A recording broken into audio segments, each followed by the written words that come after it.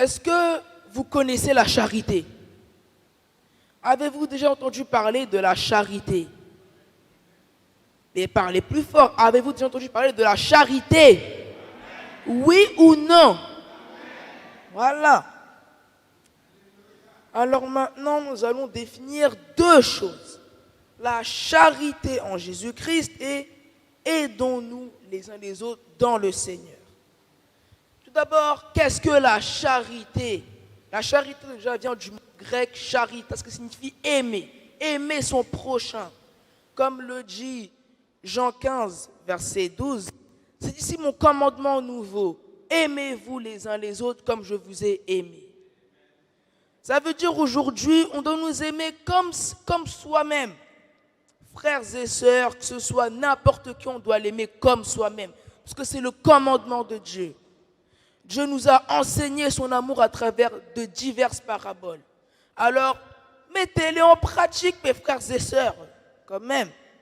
Si Dieu nous enseigne, c'est pour qu'on le met en pratique. La charité d'abord dans la charité se trouvent 9 fruits. Il y en a 3 qui nous permettent de manifester cette charité. L'amour mutuel pour nos frères, nos sœurs, la douceur et la tempérance. Si on a ces 3 fruits, alors on peut exercer la charité sur n'importe quelle personne. Même la personne qui a le cœur le plus dur ne pourra pas résister à la charité de Dieu. Parce que Dieu est amour. Si Dieu parle à la personne, sachez que son cœur va se briser et il va reconnaître toute la puissance de Dieu. Car lorsqu'on prête à quelqu'un, on ne prête pas à la personne, mais on prête à l'Éternel. Parce qu'on nous dit aussi qu'à chaque fois qu'on a fait toutes ces choses, chaque fois qu'on a porté bonté, qu'on a porté grâce, qu'on a porté amour, on a porté ça à l'Éternel des armées. Parce que l'Éternel nous a appris que sans lui, on ne peut rien faire. Et que nous sommes tous frères les uns les autres. Car aujourd'hui, par sa parole, nous a appris à conserver l'unité de l'esprit par le lien de la paix. Car comme le dit 1 Corinthiens, versets 16 à 17, j'ai oublié le chapitre, je suis désolé. Il nous dit, voici donc moi, prisonnier dans le Seigneur, je vous exhorte donc à marcher d'une manière digne de la vocation que vous avez reçue, en toute humilité et douceur. Il nous dit aussi avec charité, vous supportant les uns les autres avec charité. Il a dit vous supportant les uns les autres. Si un frère fait une bêtise, si une sœur fait une bêtise, on ne doit pas aller sur lui en mode énervement, mais on doit l'expliquer et on doit le pardonner comme Dieu nous a pardonné aussi. Car si nous ne pardonnons pas, alors pourquoi Dieu nous a pardonné malgré tous nos péchés? On pêche depuis qu'on est né et pourtant il nous pardonne. Alors que nous qui sommes humains, on ne peut pas pardonner ne serait-ce qu'un seul péché. Alors aujourd'hui, le commandement de Dieu, supportons-nous les uns les autres. Aidons-nous les uns les autres, n'ayons pas peur d'aider la personne. Parce que Dieu lui-même nous a aidés lorsque nous étions faibles. Nous étions tous faibles, tous. Il n'y a pas un seul de nous qui était fort. Dieu nous a tous relevés. Son nom puissant m'a relevé. Alors aujourd'hui, comme son nom m'a relevé, nous devons aussi faire pareil. Utilisons le nom de Dieu pour relever les personnes faibles. Utilisons le nom de Dieu pour pouvoir prier pour les personnes faibles. Car Dieu lui-même nous a appris que nous étions faibles, car comme le dit Jean 15, verset 8, « Je suis le cep et vous êtes le sarment. Sans moi, vous ne pouvez rien faire. » Si on utilise le nom de Dieu de nos prières, sachez que toute personne pour qui on prie sera guérie dans son nom. Car comme aussi le dit Colossiens 4, verset 2, « Tout ce que vous demandez en mon nom, croyez d'ores et déjà que vous l'avez reçu. » Ça veut dire, si vous demandez la bénédiction, si vous demandez la guérison, si vous demandez la charité, dans le nom de Jésus, vous l'avez déjà reçu d'ores et déjà. Parce que si Dieu aujourd'hui nous a appris la charité, c'est pour qu'on la met en pratique. Si Dieu nous a appris sa parole, c'est pour qu'on la met en pratique. Ce n'est pas pour qu'elle reste à prendre la poussière dans le coin de notre tête. aidons-nous les uns les autres dans le Seigneur. Nous savons que nous sommes pécheurs. Et comme nous sommes pécheurs, toutes nos actions sont malhonnêtes. Il n'y en a pas une de nos actions qui sont bonnes. Mais par effusion du Saint-Esprit, Dieu nous a purifiés, nous a lavés pour que toutes nos actions soient dirigées par un seul et unique sentiment, la charité envers les uns et les autres. Alors, voilà pourquoi nous devons utiliser notre charité. Utilisons-la pour guérir les malades. Utilisons-la pour consoler toutes les personnes affligées. Car sa parole nous dit aussi, venez vous qui êtes chargés et fatigués, je vous donnerai du repos. Ça veut dire, tous ceux qui ne peuvent pas s'aider tout seuls, notre mission à nous, notre courage à nous, c'est donc d'aller les aider les uns les autres. Car nous sommes tous les maillons d'une même chaîne. Et si cette chaîne est malade, alors nous devons faire tout pour qu'elle soit en bonne santé et en bonne forme. Parce que le Seigneur, aujourd'hui, il nous a rendus forts, il nous a rendus puissants pour que toutes nos paroles aient un impact sur la vie de la personne. Nous, chrétiens, frères et sœurs, le Seigneur, nous devons nous aimer les uns les autres comme le Seigneur nous a aimés. Aujourd'hui, je dois être capable d'aimer le frère Moreau. Je dois aimer le frère Stevenson. Je dois aimer le frère Eugène. Je dois les aimer parce que le Seigneur nous a aimés par son amour. Alors aujourd'hui, ne faisons pas distinction. Ce n'est pas parce qu'un frère est plus beau, est plus grand qu'on doit l'aimer par rapport à un autre. Dieu nous a aimés malgré notre rang. Il nous a relevés de la poussière dont nous étions assis.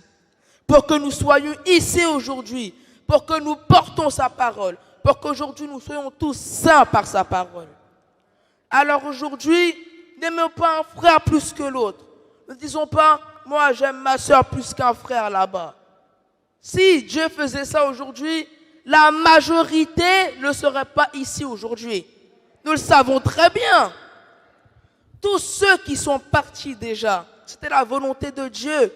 Mais nous qui sommes là encore, nous devons dire merci à Dieu pour ça.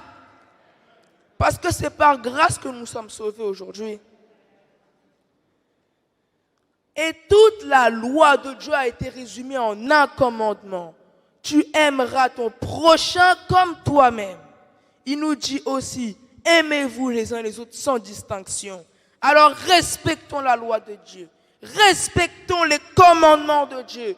Et aimons-nous les uns les autres. Aidons-nous les uns les autres. La charité est manifestée par les œuvres et non seulement par sa parole. Car on peut dire qu'on a la charité, mais si on n'a pas les œuvres, notre charité est morte. Il faut qu'on ait les œuvres pour que notre charité soit vivante. Comme la foi sans les œuvres est morte, la charité sans les œuvres est morte aussi. Les œuvres de charité sont manifestées dans tout ce qu'on vient de lire. Ils sont manifestés par la nourriture, par l'eau. Ils sont manifestés par toutes sortes de choses. Du moment qu'on prie pour une personne, du moment qu'on va consoler une personne, qu'on va essayer de l'aider, de l'amener vers un point nouveau, on fait une œuvre de charité. Même si ce qu'on fait là est infiniment petit, devant le Seigneur, c'est quelque chose de grand. Car tout ce qu'on fait, on le fait pour la gloire de Dieu. On ne le fait pas pour un homme, on ne le fait pas pour une femme, on le fait pour la gloire de notre Seigneur. Car le Seigneur ne paye pas le début, mais il paye la fin. Car comme le dit, si on a achevé le bon combat dans les règles, alors on recevra la couronne qui nous a été promise. Mais pour ça, il faut qu'on fasse tout selon les règles. Et les règles de Dieu, c'est nous aider les uns les autres. Il faut qu'on arrive tous au séjour éternel. Il ne faut pas qu'il y en a qui restent derrière. Il ne faut pas qu'il y en a qui restent assis. Il faut qu'on arrive tous là où Dieu veut qu'on arrive. Ça veut dire au ciel. Il ne nous a pas dit de rester sur terre. Car nous sommes des pèlerins.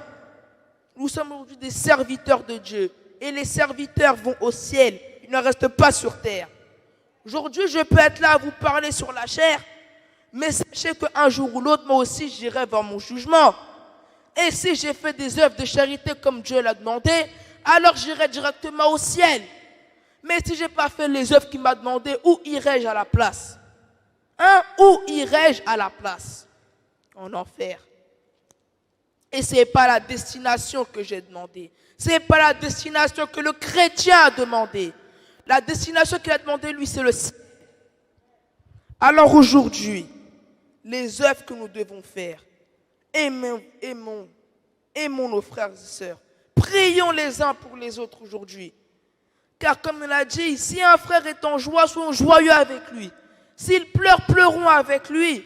Parce que ce sont la loi de l'Éternel qui parle. Il nous dit aussi que nous devons nous supporter les uns les autres. Nous devons garder l'unité de l'esprit par le lien de la paix. Et le lien de la paix est uni dans la charité. La charité, la définition, c'est très simple. La charité, c'est une vertu des cieux qui vient de Dieu et qui veut le bien de la personne, qui veut son bien, son bien-être, qui veut qu'absolument que la personne soit dans un confort idéal. Le confort du chrétien aujourd'hui, c'est d'être saint, c'est d'être joyeux dans le Seigneur. Il ne doit pas venir à l'église l'esprit abattu. Il ne doit pas venir à l'église l'esprit qu'il a besoin d'une chose, mais il doit venir en joie.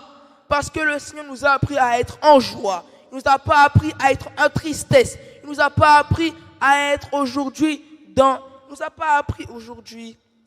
à être malhonnête. Il ne nous a pas appris aujourd'hui à être, comment l'expliquer? Il ne nous a juste pas appris à être triste. Car la tristesse, aujourd'hui, n'est pas ce que Dieu demande. Alors aujourd'hui, rendons-nous parfaits par les œuvres aujourd'hui. Car comme je vous le redis, la foi sans œuvre est morte. La charité sans œuvre est morte aussi. Soyons charitables en tout temps, c'est notre premier point. Soyons charitables en tout temps. Frères et sœurs, aujourd'hui, sachez que le jugement est proche. Car comme le dit la lecture, lorsque le Fils de l'homme viendra dans sa gloire, il s'assiera sur le trône de sa gloire avec tous les anges. Et chaque nation seront assemblées devant lui. Ça veut dire qu'il n'y aura pas une nation qui échappera au jugement. Donc, comme il n'y a pas une nation qui échappera au jugement, toutes les nations devront avoir obéi aux œuvres de l'Éternel. Frères et sœurs, sachez qu'on a besoin de 3 piliers aujourd'hui pour être parfait par la charité. On a besoin aujourd'hui de la foi, de l'espérance et de la charité. Car comme le dit 1 Corinthiens 13, verset 13, voici ces 3 choses demeurent, la foi, l'espérance et la charité.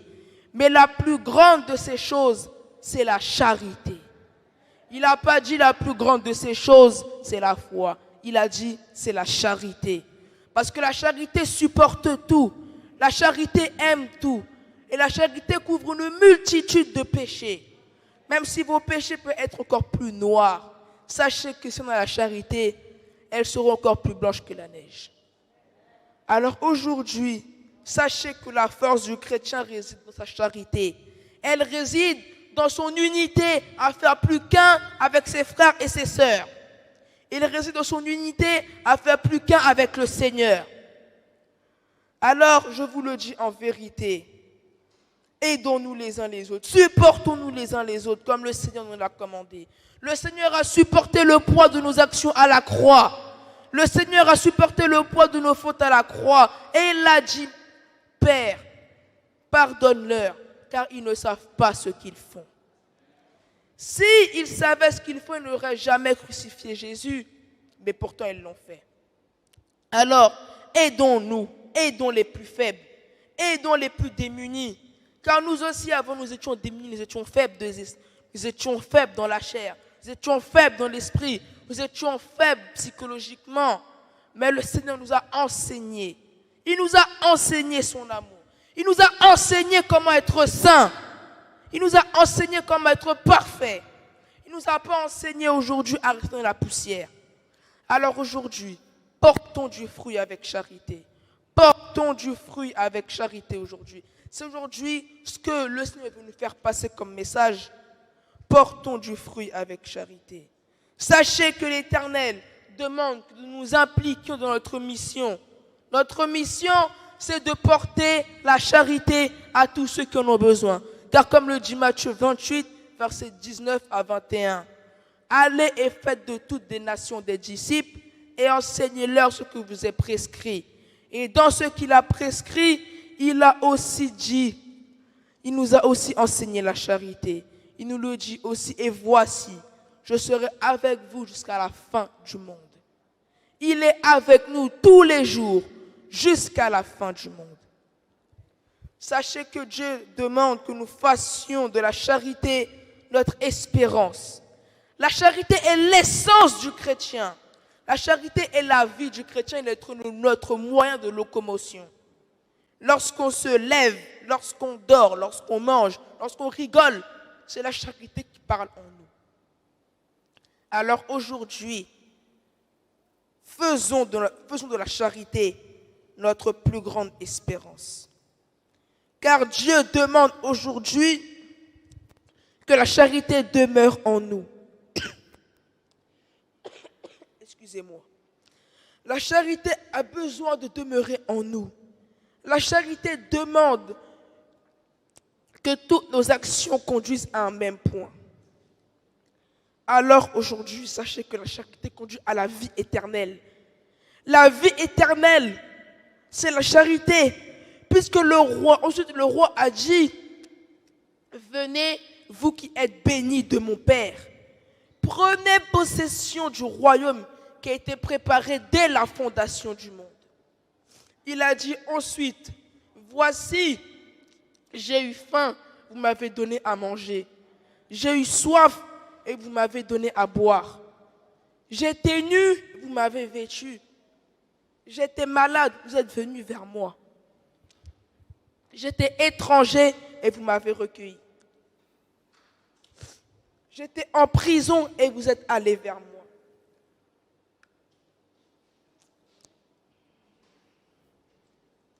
Tout ça, ce sont des œuvres de charité. Tout ça, ce sont la parole de Dieu qui s'accomplit.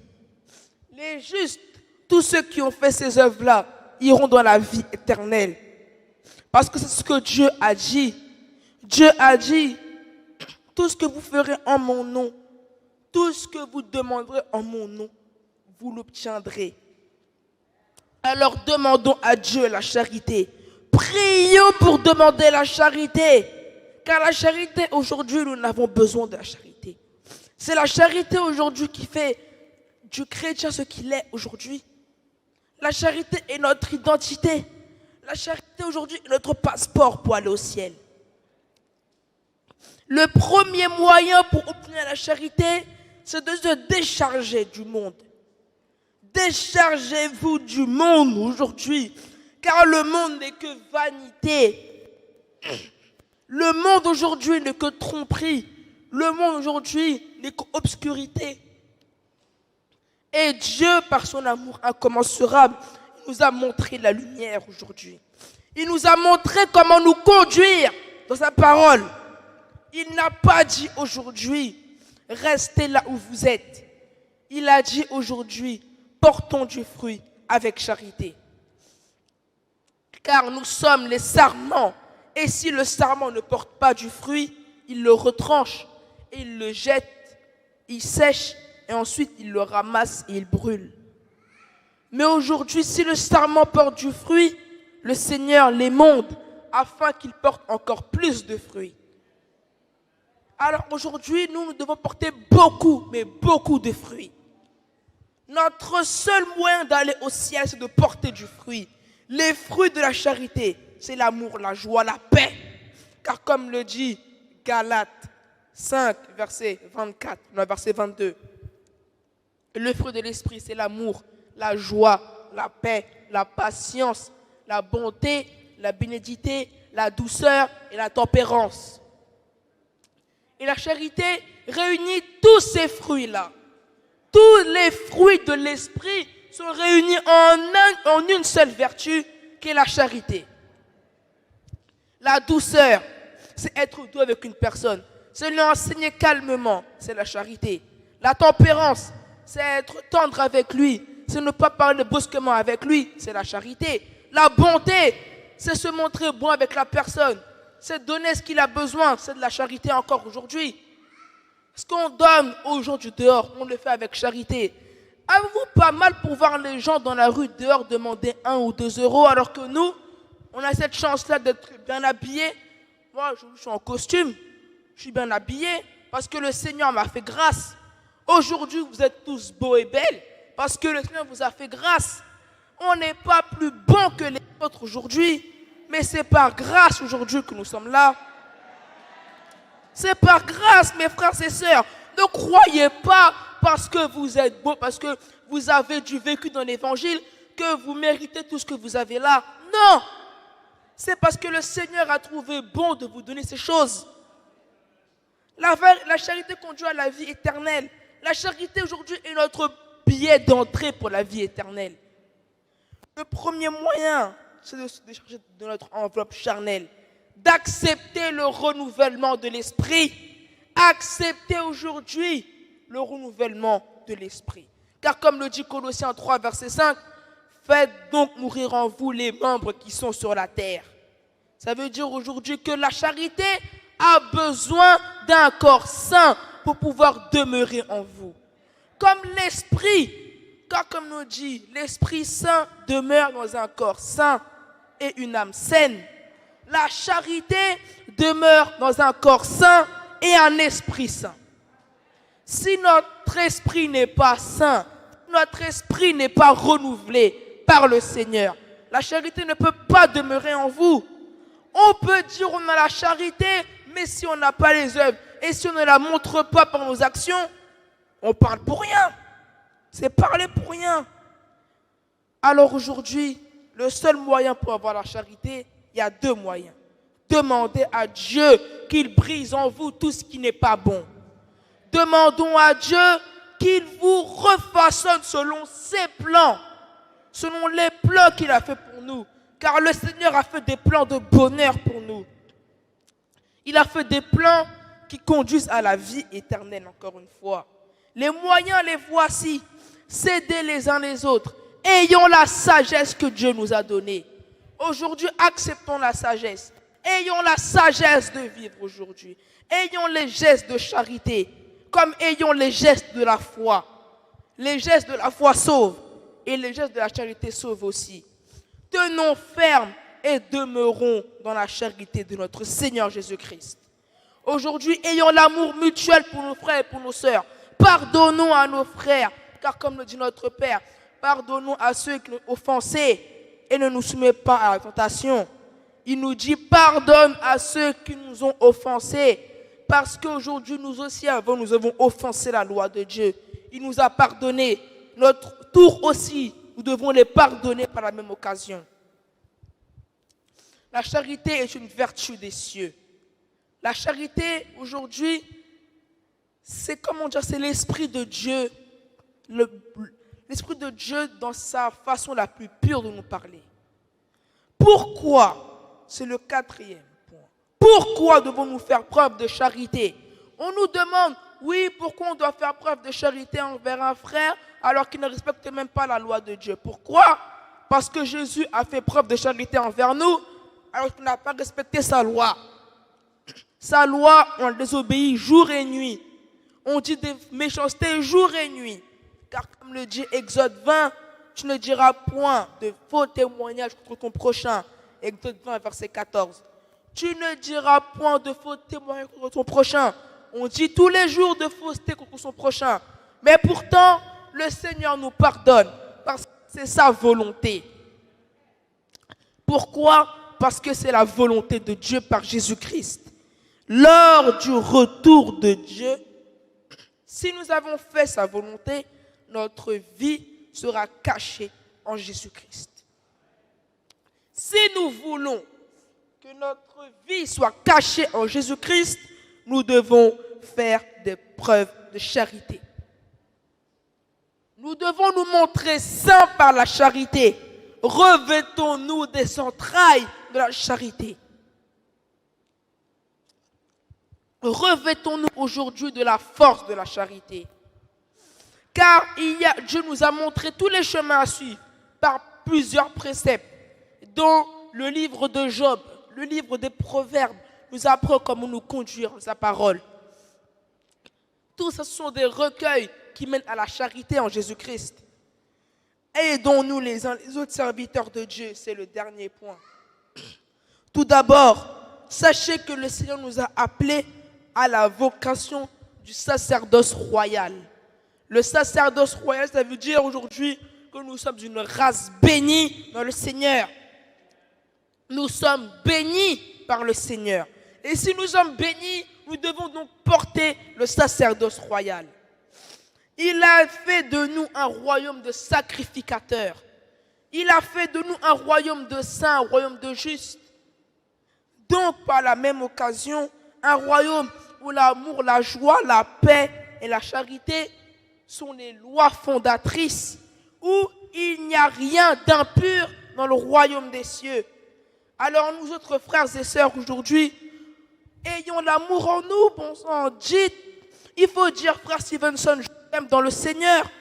On peut dire à frère Eugène, je t'aime dans le Seigneur. On peut dire à pasteur Kapner, je t'aime dans le Seigneur. Parce que le Seigneur nous aime dans son amour. Nous sommes tous les enfants de Dieu. Et comme nous sommes les enfants de Dieu, nous sommes les fils de Dieu par la même occasion. Car comme le dit Romains 12, verset 5, nous qui sommes plusieurs formons un seul corps. Nous formons un seul corps en Christ. Alors nous qui formons un seul corps, nous sommes tous frères les uns les autres. Nous dire à ma sœur, je t'aime, c'est une preuve de charité, dire ça, vous savez. C'est une parole, mais elle réchauffe le cœur des gens. Cette parole peut permettre de chasser des mauvaises pensées, car il y a des mauvaises pensées qui trottinent dans notre tête tous les jours. Mais lorsqu'on dit ça à un frère, avec l'amour, avec la charité, toutes les mauvaises pensées s'envolent. Car lorsqu'on ira dans le royaume des cieux, tous nos tracas seront envolés. Tous nos tracas. Mais pour ça, il faut avoir la charité envers nous. Frères et sœurs, nous arrivons aujourd'hui. Nous savons, le thème d'aujourd'hui, c'est aidons-nous les uns les autres de l'action sociale. On doit s'aider aujourd'hui. Si le frère Eugène a un problème et qu'il appelle un frère, le frère qu'il appelle doit le répondre parce que c'est sa mission, c'est son devoir que le Seigneur lui a donné. Le Seigneur nous a donné un devoir, c'est de s'aider les uns les autres. Et si on ne fait pas ce devoir, le Seigneur ne sera pas content. Et nous ne voulons pas attrister notre patron. Car le Seigneur paye la fin, il ne paye pas le début. Si aujourd'hui on s'arrête au milieu de chemin, on ne sera pas payé. C'est comme quand on travaille. On travaille, on arrête de venir à la fin du mois, et après on demande pourquoi on n'a pas le salaire. Il va nous répondre, parce que tu n'es pas venu à la fin du mois. Et c'est pareil dans le Seigneur. La charité aujourd'hui, c'est notre fiche de paye. C'est notre fiche de paye. Il y a notre nom dessus. Notre nom est sur cette fiche de paye. Nous devons avoir la charité dans notre cœur. Soyons serviteurs les uns les autres. Soyons serviteurs les uns les autres. Acceptons le renouvellement de l'esprit. Acceptons aujourd'hui, dépouillons-nous de l'esprit du malin. L'esprit du malin règne dans ce monde, mais nous, le Seigneur nous a délivrés de ce monde. Comme le dit le chant 160 français. Humblement prosterné, Seigneur, devant ta charité, devant ta majesté. Nous sommes humblement prosternés devant la majesté du Seigneur pour lui demander grâce, pour implorer sa faveur, pour implorer la faveur d'un cœur purifié, pour demander à Dieu qui nous purifie, qui nous sanctifie par sa parole. Car si on n'est pas sanctifié, on ne peut pas parler au Seigneur aujourd'hui. Il faut qu'on soit purifié pour parler au Seigneur. Si notre corps, si notre esprit n'est pas saint, on ne peut pas parler, on ne peut même pas voir la gloire du Seigneur. Oh là là. On vient implorer la charité, on va implorer la majesté du Seigneur pour qu'ensuite il fasse de nous des êtres saints. Pour que nous soyons saints, le Seigneur est saint et il veut que nous soyons saints par la même occasion. Il nous dit aussi, je viens implorer ta faveur d'un cœur nouveau. Il veut que notre cœur soit purifié, soit transformé par notre charité aujourd'hui. Il n'a pas demandé qu'on soit transformé par le monde du dehors. Il a demandé qu'on soit transformé par la charité en Jésus-Christ.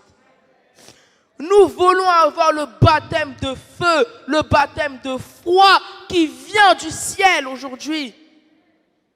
Nous avons besoin du baptême de charité, un cœur régénéré dans le Seigneur. Il faut que notre cœur soit saint, soit humble pour recevoir l'onction de Dieu. Un cœur patient, plein de bonté, qui fait de bonnes choses. Un cœur qui a que de bonnes pensées, qui a que les pensées de Jésus-Christ dans son cœur. Car comme le dit aujourd'hui Jean 13, verset 34, je vous donne ici un commandement nouveau. Aimez-vous les uns les autres comme je vous ai aimés.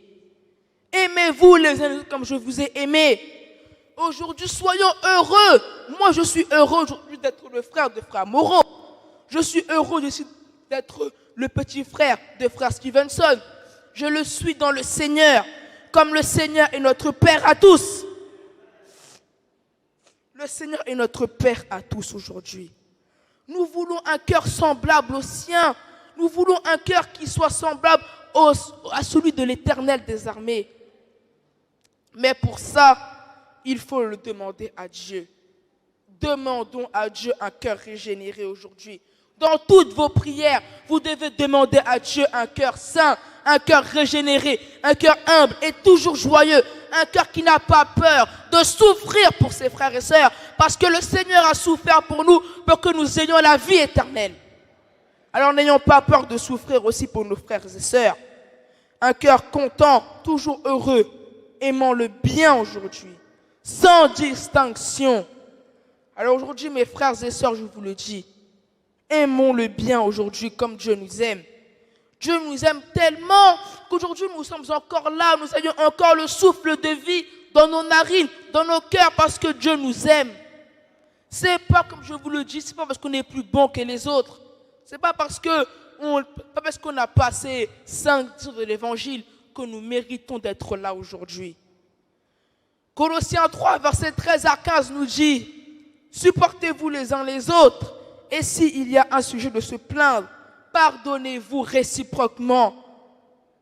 De même que Christ vous a pardonné, pardonnez-vous aussi. Si aujourd'hui un frère fait une bêtise, ou s'il fait une faute, ou s'il dit une parole qu'il ne devait pas dire, pardonnez-le aujourd'hui, comme Dieu nous a pardonné. Pardonnez-le réciproquement.